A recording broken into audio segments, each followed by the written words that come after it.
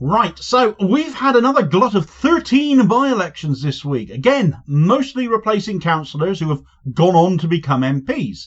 But again, and this being the third block of by-elections being resolved since the general election, having been triggered by vacant seats created by that event, we really are now seeing a solid trend of significant double-digit vote losses for the Labour Party, even where Labour are holding on to the seat they're defending.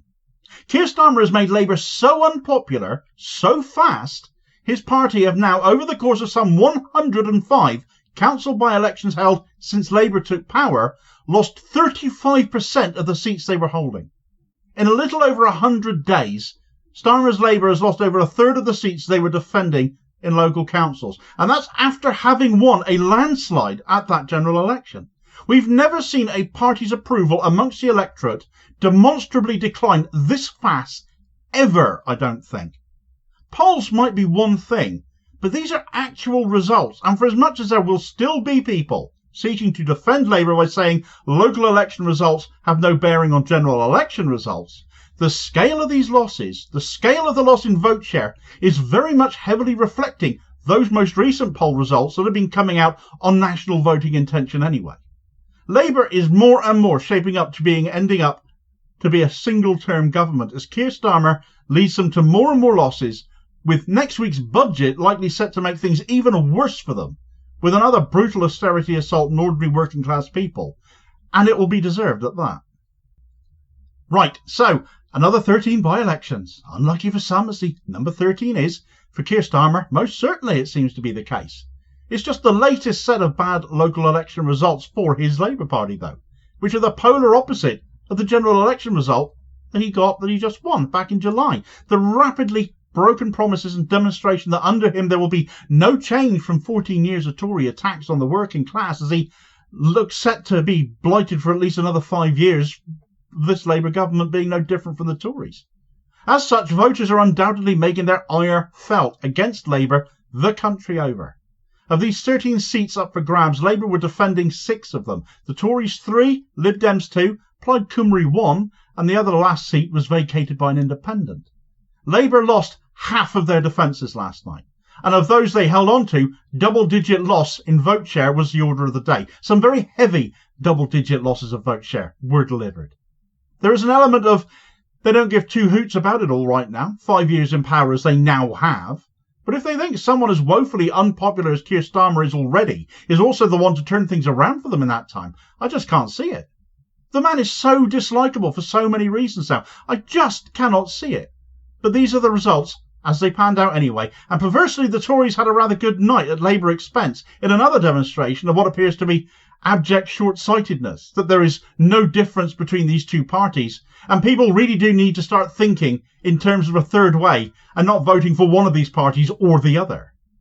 A lot of these by-elections this time around were in Wales as well, so we'll start there in Tallybolion on the Isle of Anglesey, North Wales. Staunch Plaid Cymru country as this tends to be. No Labour candidate here either. It was Plaid versus the Tories and the Greens, and an independent who was also a former councillor and may have benefited from that previous incumbency and well-known face sort of impression as the independent took the seat with over 50% of the vote. Another somewhat unremarkable contest was in Barton and Beckton in the New Forest. This was a Tory defence created by the death of the incumbent Tory councillor. The only challenge they had came from the Lib Dems, whose vote share shot up 20% and ended up running the Tories close, as they certainly deserved to be, as neither Labour nor the Greens stood here this time as they had previously, but the Tories just managed to hold on. But in every other seat, Labour stood, and Labour basically got hammered.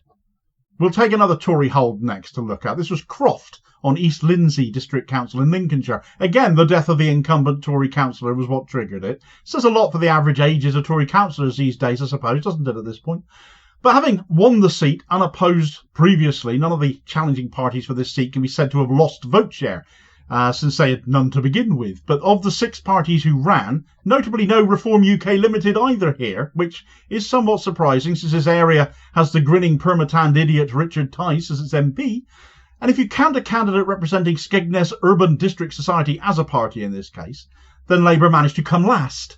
Yes, you can't call it a loss of vote share because they didn't stand before, but winning just 1.2% of the vote It's hardly anything for Labour to shout about, is it? But that was literally the only gain in vote share they got anywhere all night.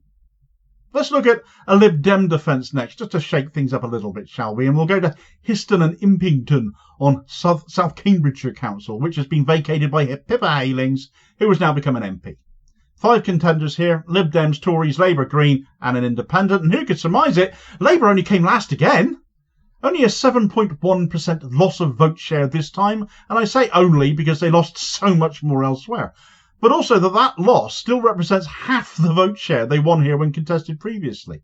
Labour lost 7.1%, giving them just 7.4% of the vote this time. Miles behind the Tories, who came 4th on 11.6%.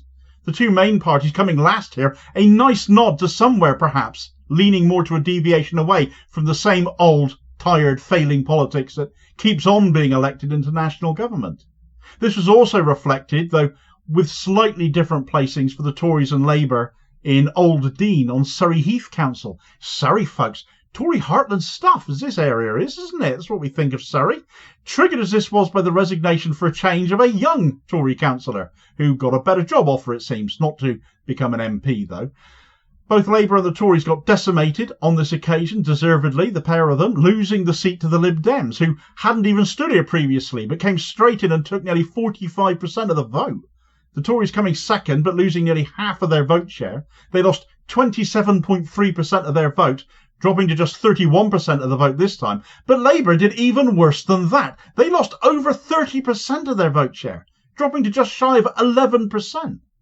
Others running this time included Reform UK Limited, who it could easily be said would have split the Tory vote, but even if all of their vote had gone to the Tories as well, they would still have lost it to the Lib Dems. An independent saved Labour's blushes this time from coming last again, an independent gaining just 0.5%, keeping Labour from the bottom spot.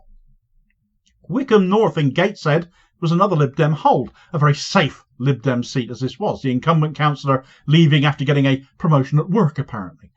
The result, therefore, that they held the seat is not a great surprise. The Lib Dems getting 64.6% of the vote. That still gained nearly 7% of the vote more than they had last time. Basically almost exclusively at the expense of Labour, though, who lost just over 6% to end up on some 20% of the vote, with the Tories and the Greens some distance behind that. Now, we've just got those Labour defences left, so let's start with where they held on. Hemlington on Middlesbrough Council was a by-election triggered again by the death of the incumbent, this time a Labour councillor, though. And this was as solid a hold as Labour got, really, gaining 53% of the vote in the end as they did, but that still meant they lost more than 10% of their previous vote share, with the Tories gaining 16% of vote share to get 30% of the vote, so almost doubling their vote share is pretty depressing to see as well, especially when there was an independent challenger, as well as challenges from both the Lib Dems and George Galloway's Workers' Party here. But it does go to show how incumbency is so often favoured, and new challengers need to work at getting their presence more felt in local areas before they necessarily end up reaping rewards from that.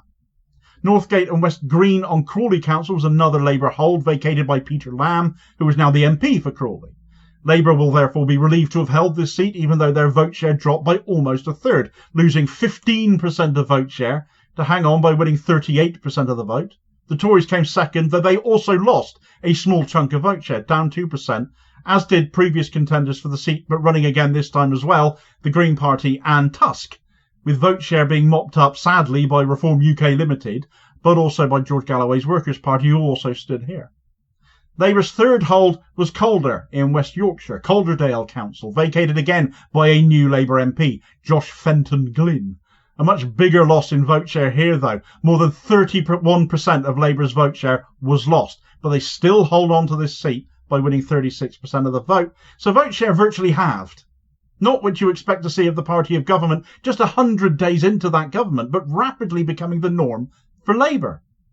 In a sign that this is another area becoming more progressive, though, the Greens came second, gaining over 13% more vote share than previously. They won over 28% of the vote, which is a great result for them to build on. The Tories also lost vote share, falling to just 9%. The Lib Dems came third with 14%, and a decent showing by an independent too, as well as the SDP, who also ran here. They got 0.4% and kept the Tories from the bottom spot. However, Labour clinging on despite some big vote share losses couldn't save their face when they lost their other three defences. middle fourth on South Ribble Council saw Labour's vote collapse by almost half, losing 25% of their vote share following the resignation of their councillor Will Adams.